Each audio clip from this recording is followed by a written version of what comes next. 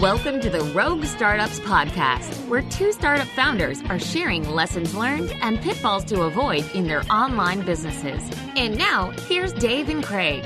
All right, welcome back to another episode of Rogue Startups. Dave is off this week, and I am happy to have on a friend and fellow kind of bootstrapper in the SaaS world, Andy Baldacci. Andy, how you doing? Good. How are you, Craig? Excited to do this. Yeah, for sure. We, it's nice we caught up kind of off the record or off air a couple months ago and had a really nice chat that I think about a lot and really enjoyed all around kind of marketing and marketing hires and stuff like that. And so when the opportunity came up to get you on the show, I was like, this is great because I've been listening to the podcast a lot lately, your podcast, and would love to, looking forward to kind of catching up. Yeah, it's always good when people that I like to catch up with also have a podcast, because then we can kind of make it easier to find time because it kind of kills a few birds with one stone. Yeah, for sure, for sure. So, Andy, for folks who don't know kind of who you are or what you've been up to recently, do you want to give kind of the short version of kind of who you are and what you're up to? Yeah, so I guess the short version is my name's Andy Baldacci. I live kind of in the middle of nowhere, Texas right now. Not by choice, but that's a long story. My background is I was a professional poker player for almost a decade, and then made the very obvious transition from poker into SaaS marketing.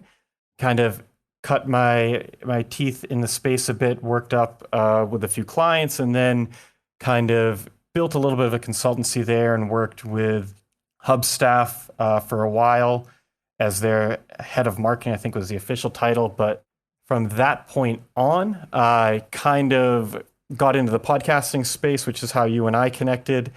And one thing led to another, and left consulting behind to join Groove full-time as their first marketing hire, and was there for about 18 months and left that behind when I acquired a small SaaS company with a few partners of mine. So it's kind of been all over the place. I'm sure I did a pretty horrible job of connecting the dots, but that's kind of the bullet points of it. Cool. No, and I think we'll jump into each of those a little bit as we go along. So SaberSim is the name of your new SaaS business. Yeah. What do you guys do? So the simple way of putting it is just we help people make better lineups in less time for daily fantasy sports sites like DraftKings and FanDuel. It's a space where it really blew up probably 5 years ago when the two main companies spent nearly $750 million on advertising in the US. And it's kind of what a lot of people see as like the second poker boom, where there's just a lot of money to be made, a lot of people playing it, but the tools kind of supporting those players have been lacking. And at SaberSim, we kind of try to simplify things by doing a lot of the number crunching and heavy lifting behind the scenes so that the players don't have to do that. I know, right out of college and grad school, I had a fantasy football league with some friends, and it was just impossible to stay up with it all the time, to stay current with, who's hurt, are they going to play, do I need to adjust my lineup, like all this kind of stuff is just next to impossible. And we had like $100 a person a year on the line. I know some of these guys play for really big bucks, right?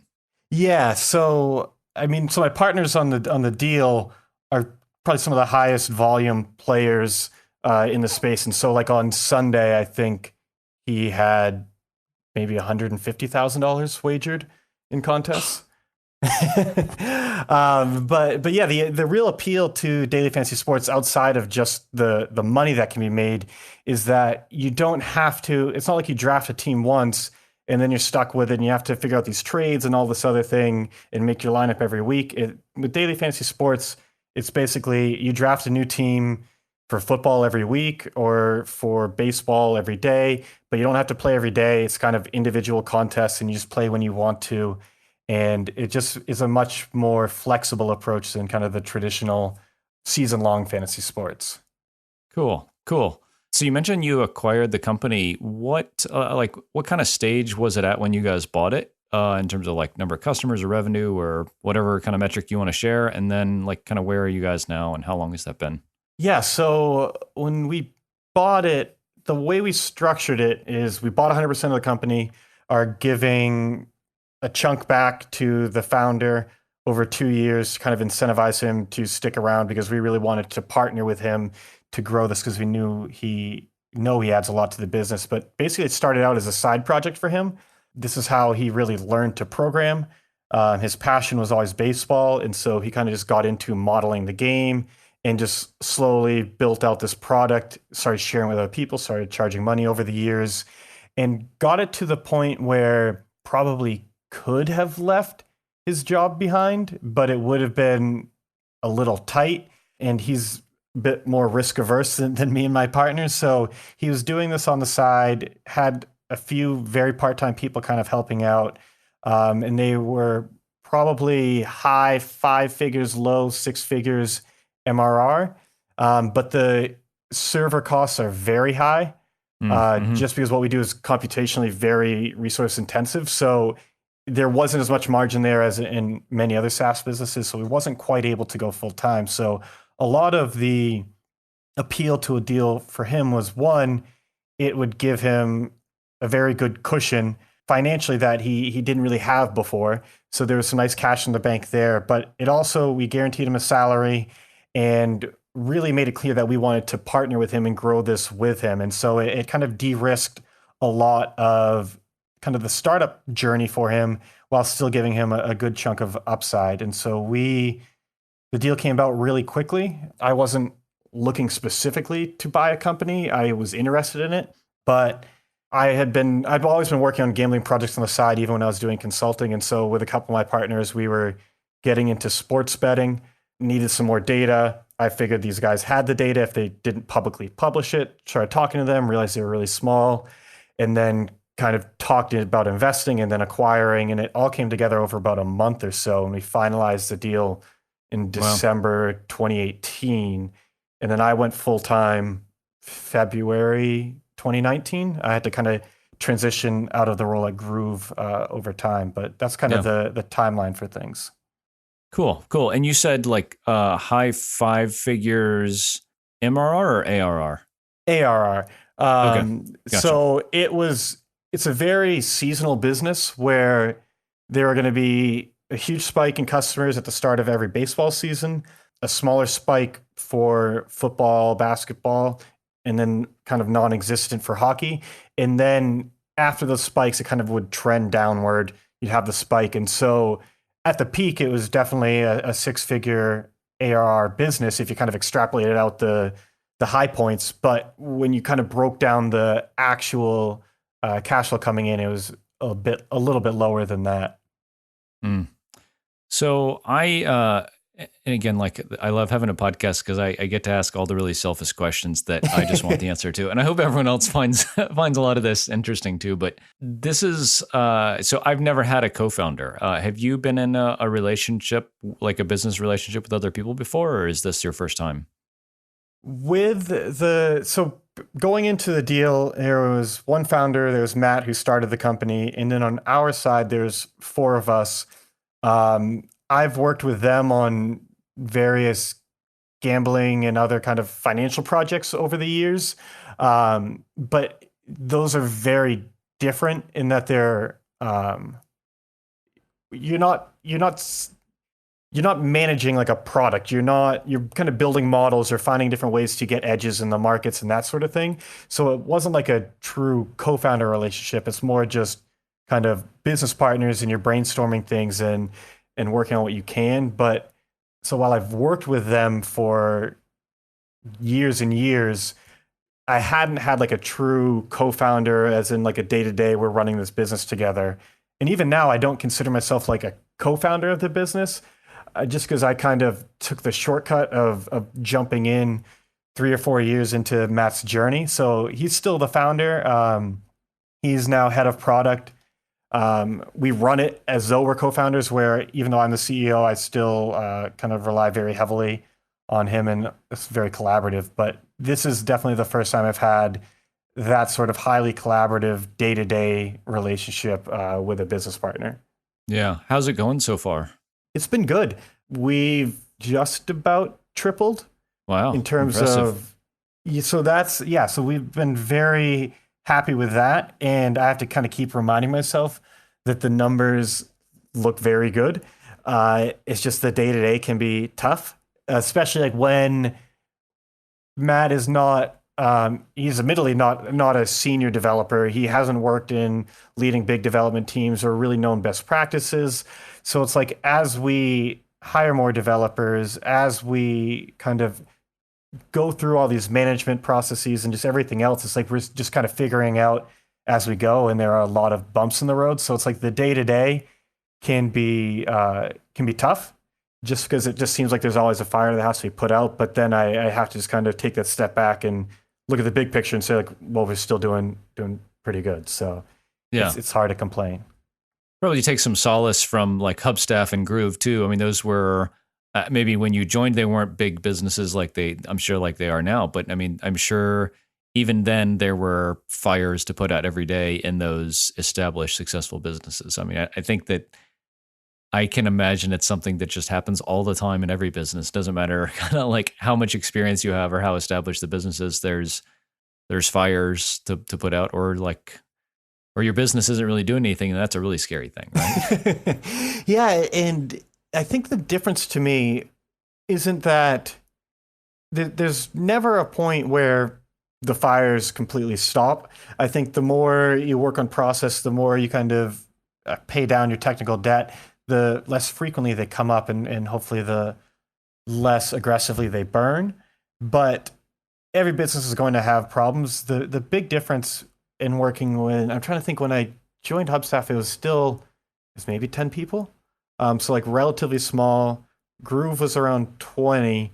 But at both of those companies, it was big enough where in marketing, I could be more isolated from it, where I would do whatever I could to help in terms of messaging and those types of things, or jumping into support if need be, if they were getting overwhelmed. But it was never, I could still kind of move forward on what I had to be done because I knew that there was a CTO and his team kind of tackling those types of problems. And now as the CEO, it's sort of like all the problems are my problems. And Yeah. it's when there's four of us now, it's me, Matt, and then two other developers. I'm kind of first line defense on support, and then really just working with those guys to see what we can do to kind of fix the problems as quickly as we can. And so I feel it more now for sure. Just I think in a lot of that's not necessarily because those problems go away, but it's just kind of my role has changed a good amount.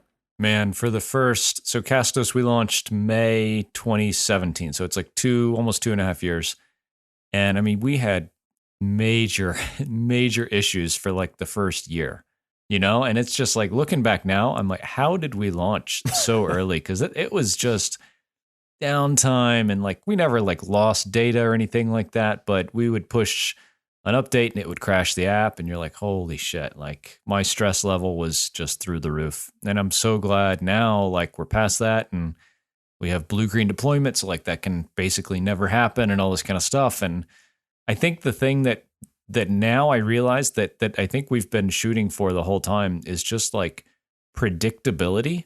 Mm-hmm. and a little bit of like process, but like predictability with like you come to work, you do this thing, you push new code out, or you start a new marketing campaign. It's all really well thought out and really intentional, and there's no surprises. That would be the ideal, right? If you could come in and do all this work and really try to make a difference and move the business forward, and there's no unintended surprises. That'd like I think what we're shooting for.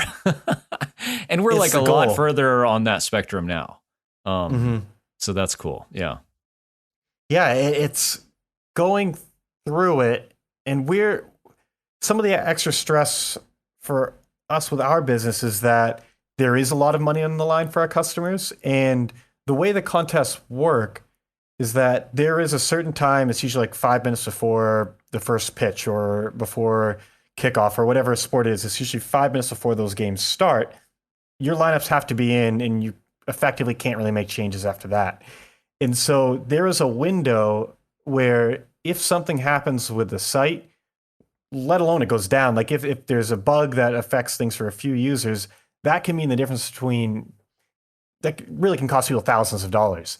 And so there's just always that kind of worry whenever, especially with Sundays for football comes around, that, all right, like we've done everything we can, and you just kind of cross your fingers and are ready to jump in. And luckily we have prioritized kind of building more stable systems kind of that power everything, so that we haven't had any major issues that we haven't been able to come back from. But it just adds that kind of extra level of anxiety to things. Yeah. Yeah. Oh, I can relate. Yeah. So that's interesting. I mean, I think this is a really interesting decision that a lot of people make. And I don't know if this is a conscious one for you guys or not, but the concept of like being really close to the transaction and really close to the money, is something that we are not. You know, we're a podcast hosting provider. We're about as far away from like a transaction as you can get, I think. And it's still like a really fun, interesting, successful, profitable business. But like, I look at folks like Jordan Gall of CartHook, like they started out with like an abandoned cart recovery tool. Like that's pretty close to the money. And then they built like a customized shopping cart for Shopify. Right. And we're going to process the transactions for you. Yeah. And that's kind of like where you guys are sitting, is like, okay, we're going to make all these really analytical decisions for the bets you're making like 5 minutes before they go out. Like you guys have both like time pressure, kind of like Jordan has, and like you're directly impacting their like, you know, business or whatever, gambling decisions. Right. That's right. It's intense. Yeah. It's like with Jordan's business, or like anything that's like kind of close to e-commerce, there's not like that one window. It's kind of just all day is a window. I mean, at the end at late at night, I'm sure they process less than at kind of like 6, 7, 8 p.m. But like they have to be on it all the time. It doesn't matter the time of day. If it goes down, it's going to cost their customers money. And so that having kind of dealt with what I've dealt with, that freaks me out a lot. But yeah, on our side, we're not the site that's taking the bets, but the bets that people are making depend on the data we give them. And the weird kind of part of daily fantasy sports is that for a lot of the way most serious players play is they will enter the contest before their lineups are ready. They'll kind of reserve their spot. And then this is just bad on a lot of their parts, but like they often won't make any changes until like the last minute. You have to wait for news, you have to wait for injury reports, all this thing before you kind of finalize stuff. But they often haven't done like a middle step. So like if they don't get it in those last few minutes, their lineups are just kind of wiped out. They just eat that cost. And so yeah, we are able to charge more than most other companies in like the consumer space would, because at the end of the day, we do hope to make our customers more money. But when you are that close to kind of the transaction, there's a lot more responsibility that comes along with it. So it's really a trade-off, is that, yes, the easiest way to charge more, but that's not free money. Right. You mentioned you have a couple of co-founders, and I know you had a marketing role before, and now you're CEO. Are you still like in charge of marketing, but kind of have a CEO title, or what's your role specifically now? Yeah. So the way I would look at it is that like my role is as a CEO, but it basically means I am responsible for everything that's not development. The next hire we make will be someone probably for just part-time on support, because that takes up a lot of my time, and it's not, we pride ourselves on support, but it's not the highest value use of my time. But long-term, I think I will be involved in marketing for quite some time. I would like to bring on someone else down the road, but I still think I would be involved with kind of strategy. But it's really kind of a jack of all trades position right now, where it's just whatever comes up. I don't want the devs to get pulled off of what they're doing, so I'll kind of tackle whatever I can. And with that, I try to time block out some time for marketing, which I do want to be my focus, but it can be tough. Yeah. It sounds like a founder kind of job title there, is I am responsible for everything in the end, and you have to guard some people on your team, like developers, or if you had a marketer, to not get pulled up into some of these other weird support tickets or worrying about things that they don't need to worry about, and let them focus on the deep work they should be doing. More and more I find that's my job, is like I need to triage and handle as many things as I can so that the rest of the team can be effective. Mm-hmm.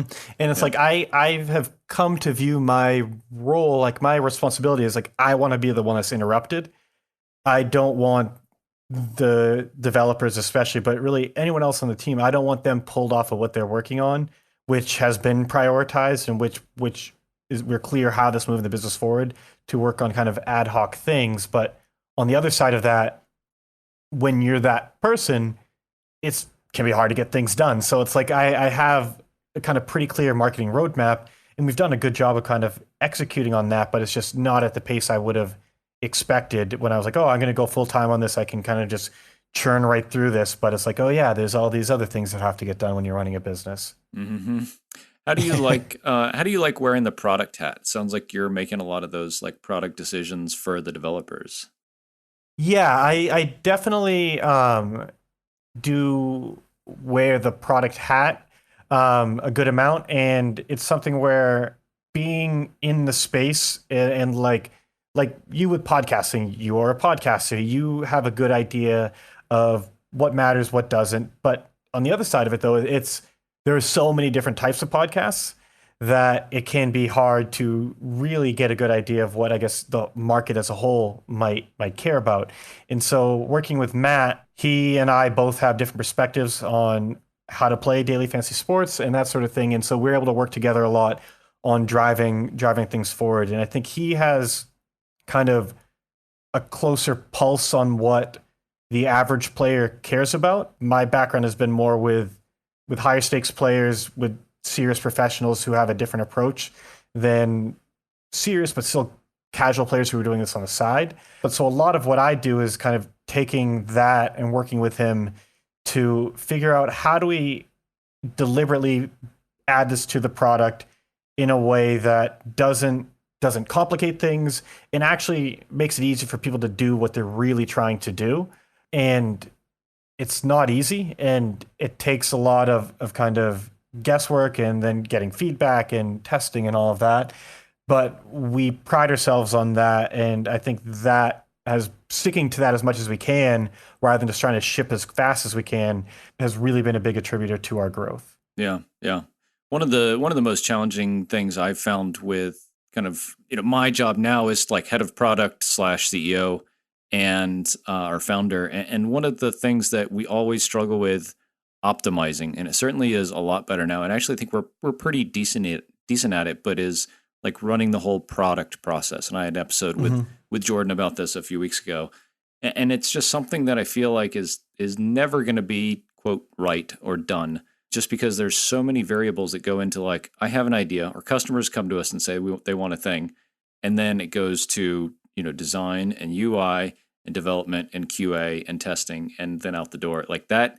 There is a lot of shit that happens in that process. And I don't know, have you found that is like worked pretty well with like you and your team, or no, how's that like process been for you guys?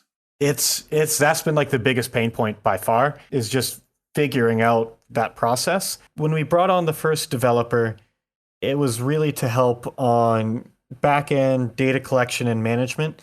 And for us to run our models and simulate all the games, we need to have data from a lot of different sources, and we need to clean it and normalize it and get into the database and make sure it's updated and all of that stuff.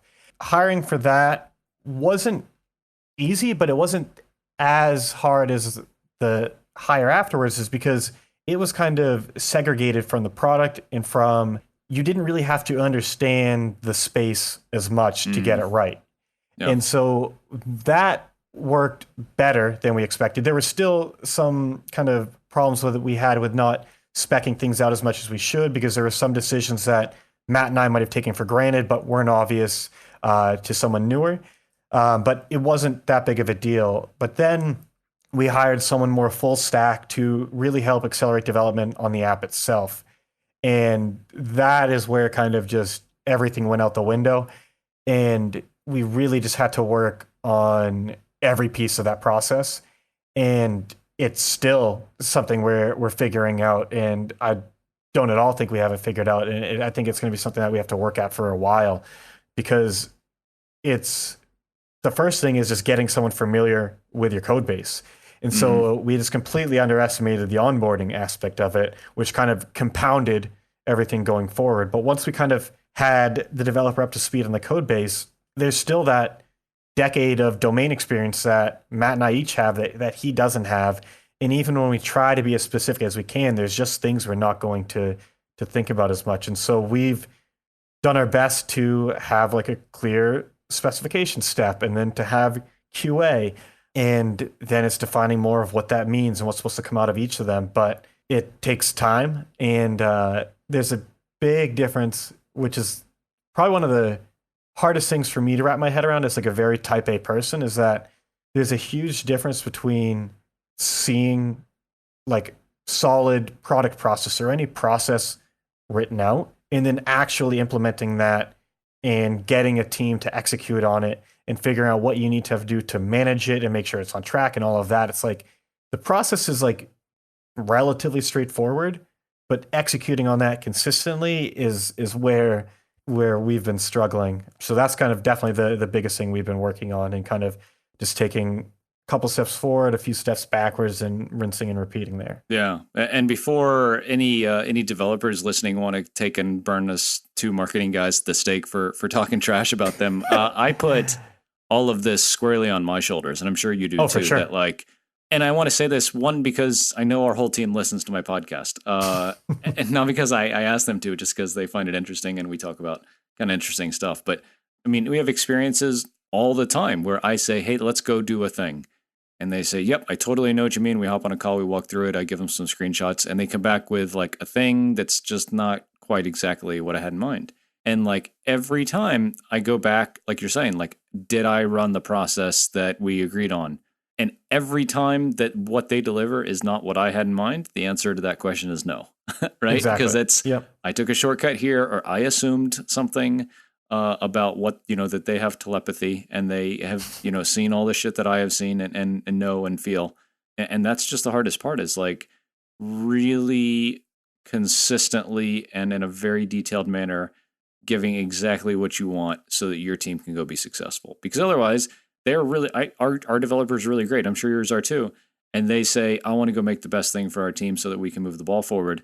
And they go make a thing. And if I give them incomplete information, then it's only as good as that incomplete information. Yeah. So yeah, we struggle with this. And again, I put it all on my shoulders. Oh, I completely agree. It's that, I think any process failures, any real failures, I think have to fall back to the founder or to the CEO. Because that's kind of our job, is to fix those things. And if they are broken, to be the ones to help fix it and make sure that they don't break again. And if they do, again, that's kind of our job. And what I've struggled with the most is I kind of was like a Brian Castle disciple when he first kind of started talking about process, and I really got deep into process and working with VAs and all of that. So I have a good idea of like how to map out, this is kind of what needs to happen. And so that saved us some pain. But where I didn't think as much about is like in all the decisions that have to come in between that, or like in the actual implementation, if someone isn't as familiar with our code base, if they don't have the domain expertise that we have, it's very, very easy for them to get stuck on what seems like a blocker or seems like something that needs to be figured out when it really just doesn't matter at all. And that's where we've lost a ton of time, is just not providing enough kind of guidance along the way of saying like, these are the actual things that matter. And, oh, this thing you've been working on for the last week, that actually never will, like it literally can't happen in production because like those situations just don't exist. Mm-hmm. And so for that, it's just been making sure that we have a more active process where Matt now is having a true daily stand up and kind of getting a bit more into the weeds of, okay, so what are the things specifically you're working on? How are you going to approach that? Here are some ideas. Here's what not to worry about. It's little things that seem super obvious, but it's not always that simple to actually get it done and get it right. Yeah. No, we've iterated on process and communication a lot, and this is not the whole conversation I wanted to have, but just to wrap up, like something we found, and we're only in the first few weeks of like this whole kind of process, but we have 3 regular points of communication with the whole team. One is Monday at 9 a.m. Eastern. We have an all team, all hands kind of meeting. That's 6 people. And that is really just a chance to discuss things that we all need to talk about together. Mm-hmm. So that's really cool. It's an hour and it's always full of like really actionable stuff. And I like it on Monday to where the rest of the week people have stuff to go do. We have one-on-ones that are between me and each of the team members at different points throughout the week. And they're only 30 minutes. And it's great just to shoot the shit. And we always talk a fair amount of work, but that's not what they're for. But it's always like clarifying some of these things. So I like that they're kind of scattered through the week to where we have the Monday call, people go do some work, and then we catch up about, clarifying this or catching up or progress update. Do you do a one-on-one with everybody each week? Yeah. Yep. Okay. Yep. And so they're 30 minutes. So it's not, it's 3 hours my time. Right. It's not that much. And then we have daily stand-ups automated on Slack. So they're not real time, they're async, because we have about half our people here and half in the US. So they need to be async every day, like if they're every day like that.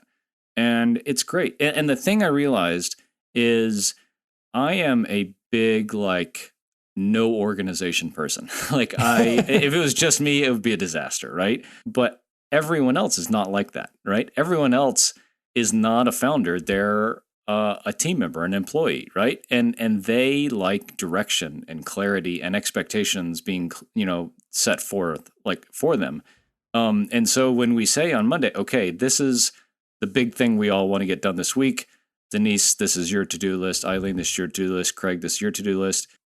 Everyone loves it because there's no more guesswork of like, okay, right. I roll into work and what the hell am I going to do?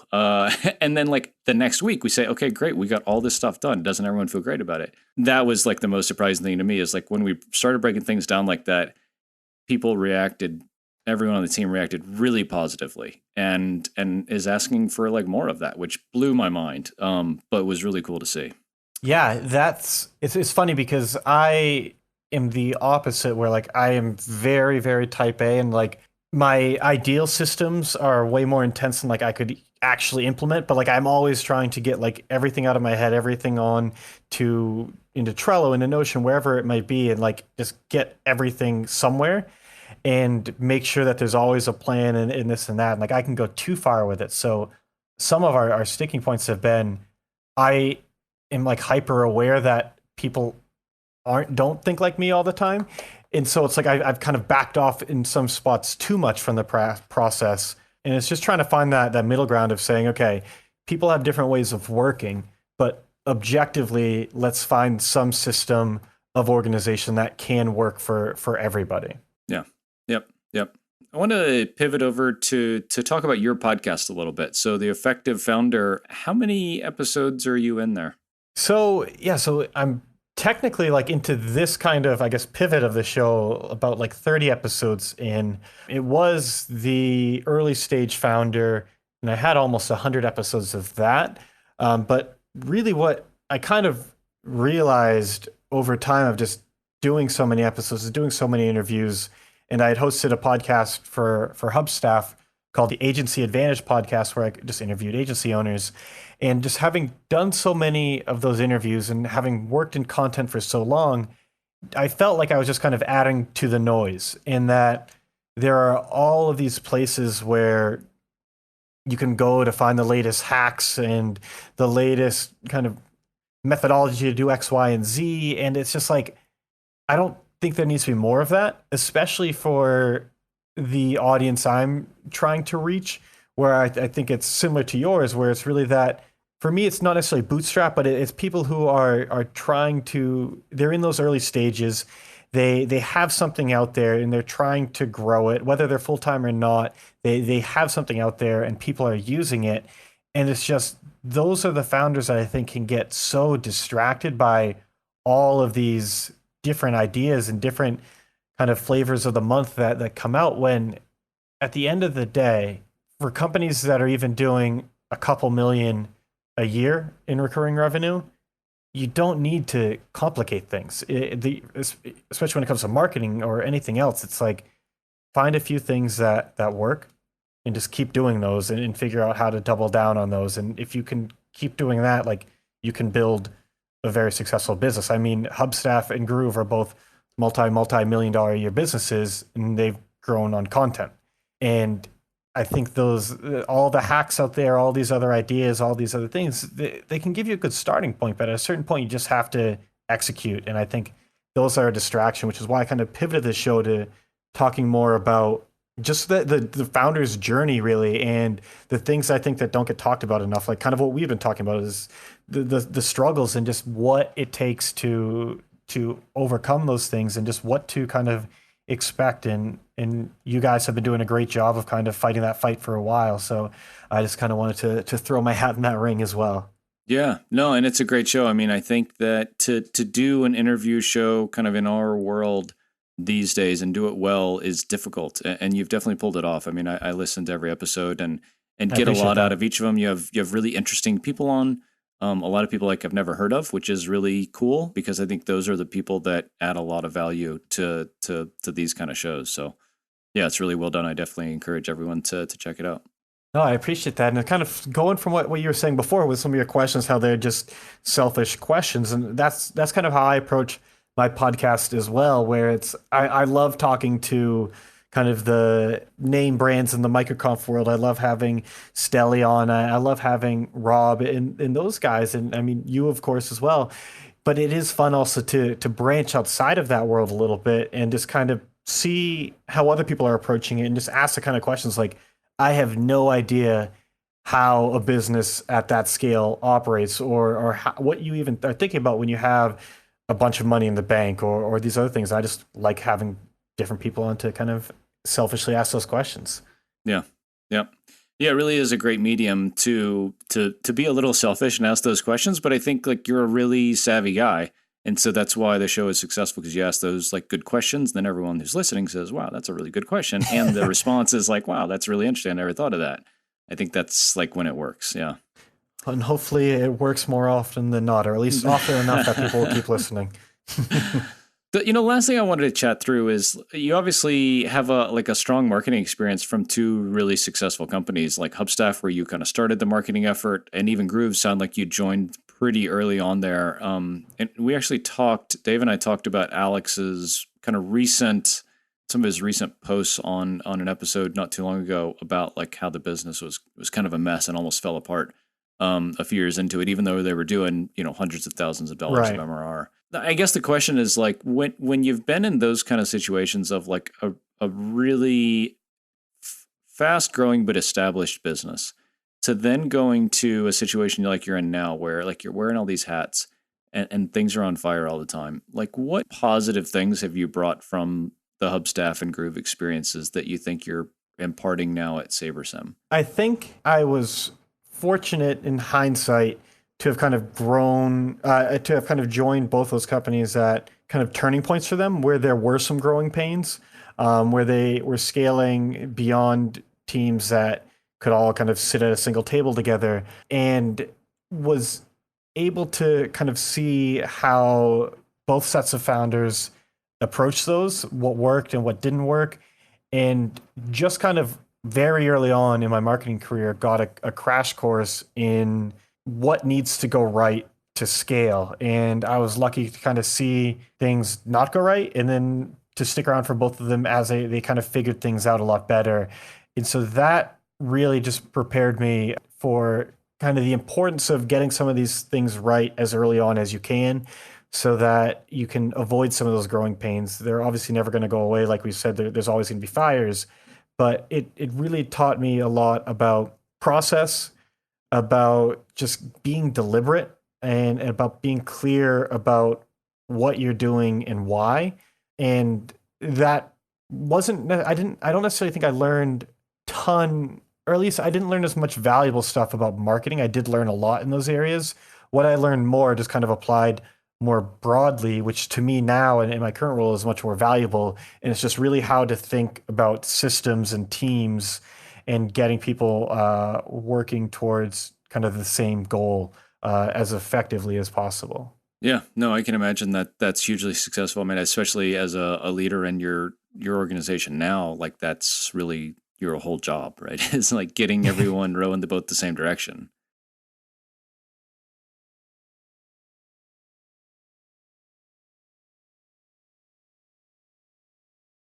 Have even more respect because it's like knowing what other people have gone through, I've been able to avoid some challenges, but there's still so many more that I haven't, that I've had to figure out. And I'm doing this with like a team of 4 people, including myself.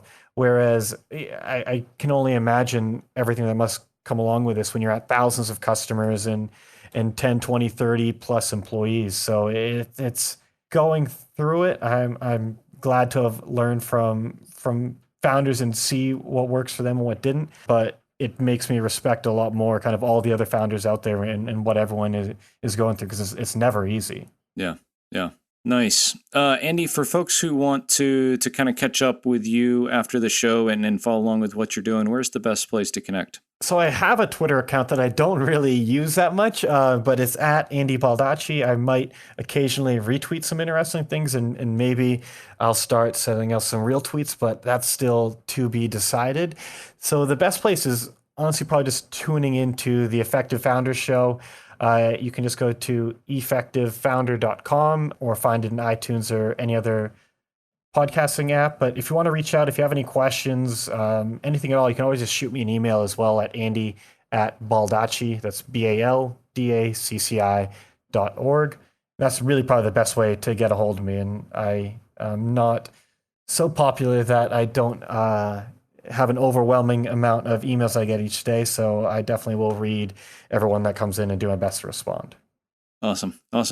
Andy, this is a lot of fun. Thanks so much for coming on the show. No, I really appreciate this. It was a good, fun way to catch up and kind of vent a little bit as well. All right, have a good one. You too. Thanks for listening to another episode of Rogue Startups. If you haven't already, head over to iTunes and leave a rating and review for the show. For show notes from each episode and a few extra resources to help you along your journey, head over to roguestartups.com to learn more.